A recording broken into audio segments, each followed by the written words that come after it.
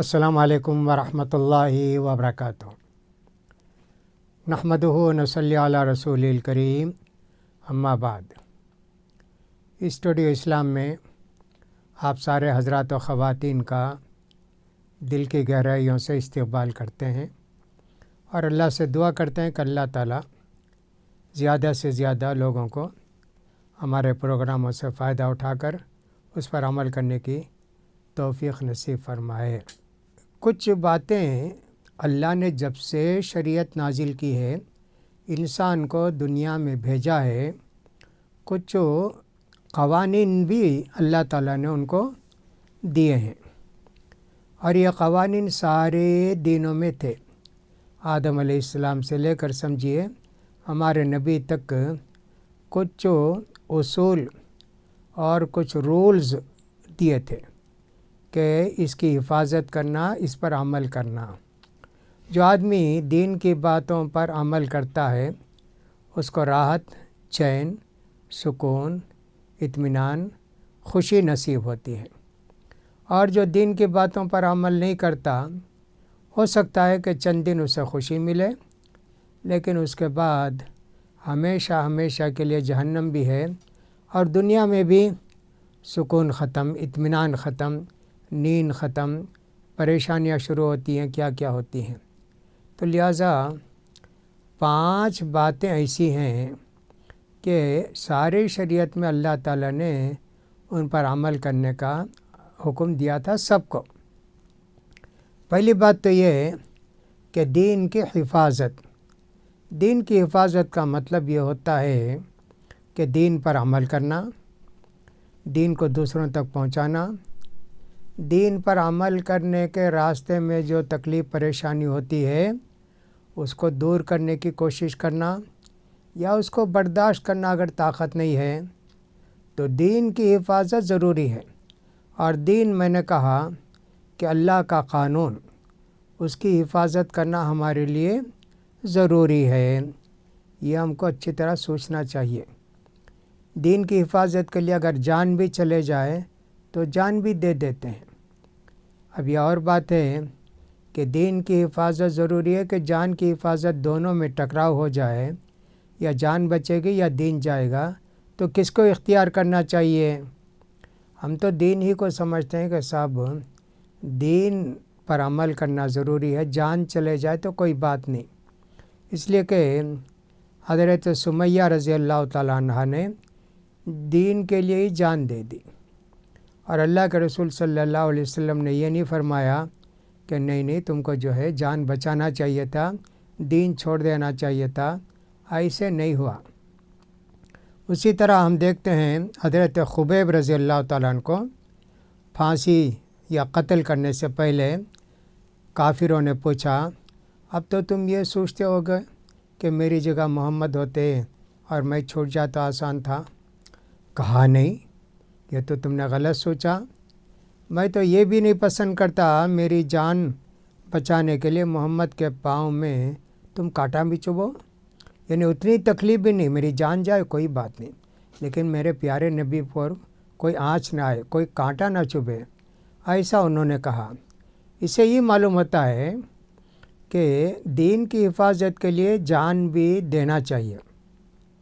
دین وہ جو اللہ نے ہم کو دیا، جس پر عمل کرنا ہمارے لیے ضروری ہے، تو دین کے اندر کوئی بدعت نہیں ہونی چاہیے، شرک نہیں ہونا چاہیے، اس لیے کہ شرک اتنا بڑا گناہ ہے کہ اللہ اس کو کبھی معاف نہیں کرے گا۔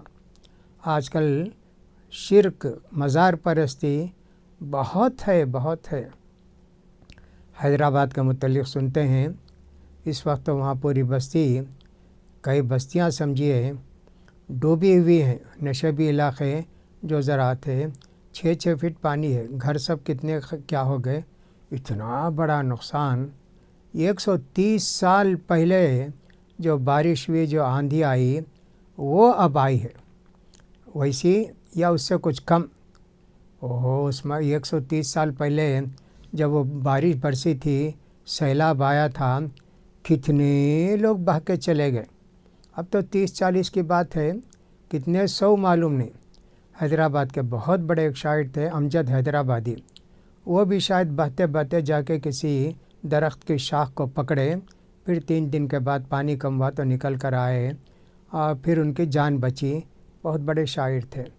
تو ویسی ہے وہاں شرک اور بت پرستی کا بے حساب چرچا ہے، بہت زیادہ۔ 4 طرف 4 خبر بھی بنا کے رکھے ہیں کہ صاحب کوئی دشمن نہیں آ سکتا ہمارے اندر۔ ویسا سب شرک پرستی تھی۔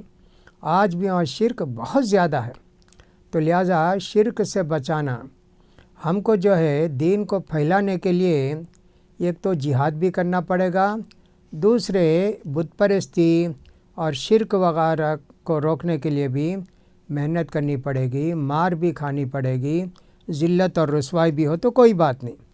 تو ایک حفاظت ہے دین کی حفاظت، اور یہ بہت زیادہ ضروری ہے۔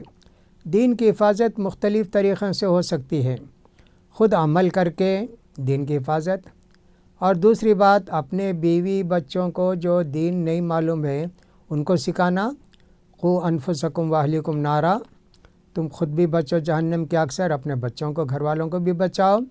تو دین کی باتیں بچوں کو بتانا، گھر کے لوگوں کو بتانا، پڑوسیوں کو بتانا، محلے کے لوگوں کو بتانا، یہ سب دین کی حفاظت میں آتا ہے۔ اسی لیے اللہ تعالیٰ نے فرمایا وَلْتَكُن مِّنكُمْ أُمَّةٌ يَدْعُونَ إِلَى الْخَيْرِ وَيَأْمُرُونَ بِالْمَعْرُوفِ وَيَنْهَوْنَ عَنِ الْمُنكَرِ، تم میں سے ایک جماعت ایسی ہونی چاہیے جو نیکی کا حکم دے، برائیوں سے روکے، ہونا چاہیے۔ ایسے لوگ اللہ کے پاس کامیاب ہوں گے۔ تو دین پر عمل کرنے سے جنت کی ضمانت دی گئی ہے قرآن اور حدیث میں۔ تو پہلی بات تو یہ کہ سارے شریعت میں دین کی حفاظت کے لیے حکم دیا گیا ہے، دین کی حفاظت کا حکم دیا گیا ہے، دین کی حفاظت کی تاکید کی گئی ہے۔ دوسری کیا چیز ضروری ہے؟ کہا کہ ثم النفس، جان کی حفاظت بھی ضروری ہے۔ جان اللہ کی امانت ہے۔ انسان کے جسم میں جان ہے، لیکن انسان اس جان کا مالک نہیں ہے۔ اپنی نفس کی حفاظت کرنا ضروری ہے۔ نبی کریم صلی اللہ علیہ وسلم فرماتے ہیں من قتل دین عرضہ دون مالہ، اس طرح فرمایا فہو شہید۔ اپنی نفس کو بچانے کے لیے کوئی ہم پر حملہ کرنا چاہتا ہے تو ہم نے اس کو دفاع کیا، جب دیکھا کہ وہ ہم کو قتل کرے گا تو ہم نے اس کو قتل کر دیا۔ ایک صحابی نے پوچھا اللہ کے رسول سے، اللہ کے رسول کوئی آدمی آ کر میرا مال چھیننا چاہتا ہے، مجھے قتل کرنا چاہتا ہے، کیا کروں؟ کہا کہ مت دو جی مال تمہارا، اور صاحب اس سے لڑو۔ اللہ کے رسول اگر وہ مجھے مار دیا، قتل کر دیا تو کہا تم شہید ہو، اگر میں نے اس کو قتل کیا تو جہنم میں جائے گا۔ تو معلوم ہوا کہ جان بچانا ضروری ہے۔ اپنی مشکل کو، کتنی مشکلات ہیں، بہت سارے لوگ ایسے بھی کریں گے نا، سنتے بھی ہیں صاحب، بہت سارے لوگ قرض بے حساب ہو گیا۔ جیسے لاک ڈاؤن کے پیریڈ میں ہوا نا، میں نے کل بھی اس سے پہلے بھی کہا تھا کہ صاحب قرض والے مطالبہ کرتے کرتے تو کیا کرتے ہیں، خودکشی کر لیتے ہیں۔ جان تمہاری ہے کیا کہ تم نے خودکشی کر لی؟ ایسے نہیں ہونا چاہیے نا۔ تو ایسا ہوتا ہے، بعض مرتبہ بیمار ہوتے ہیں لوگ، تکلیف دوا کھاتے کھاتے پریشانی، رات میں نیند نہیں، دن میں سکون نہیں، آرام نہیں، 1 سال 2 سال 4 سال برداشت کریں، آخر میں اپنا گلا ہی کاٹ لیتے، زہر کھا لیتے، کچھ بھی کھا کے جان اپنی ضائع کر دیتے۔ جان تو اللہ کی امانت ہے جو اللہ نے تمہارے جسم کے اندر رکھی ہے، تم اس کو کیسے ختم کر سکتے؟ تم اپنی جان کیسے لے سکتے؟ تو جان کی حفاظت ساری شریعت کے اندر دی گئی ہے۔ تو جان کی حفاظت، اپنی جان کی بھی حفاظت، دوسرے جان کی بھی حفاظت، دوسروں کی جان کی۔ اسی لیے اللہ تعالیٰ نے قرآن مجید کے اندر فرمایا جو آدمی کے کسی کو بغیر سبب کے قتل کرے تو گویا اس نے پوری دنیا کے لوگوں کو قتل کر دیا، اور جو آدمی کے کسی جان کو بچایا تو گویا اس نے ساری انسانی جان کو بچایا۔ اتنی زیادہ قیمت ہے، اور اسلام کے اندر اس جان کو بچانے کے لیے جان لینا بھی جائز ہے۔ جان لینا بھی جائز ہے۔ جیسے کسی آدمی نے کسی کو قتل کر دیا، عام طور پر حکومت یہ سوچتی ہے بھئی یہ قتل ہوا، اسے قتل کرے تو 2 قتل ہوتا نا، اس لیے کوئی قتل کیا تو اس کو جیل میں رکھ کے وہیں سڑتا رہے، 10-20 سال کے بعد اس کو نکالا جائے۔ یہ غلط اصول ہے۔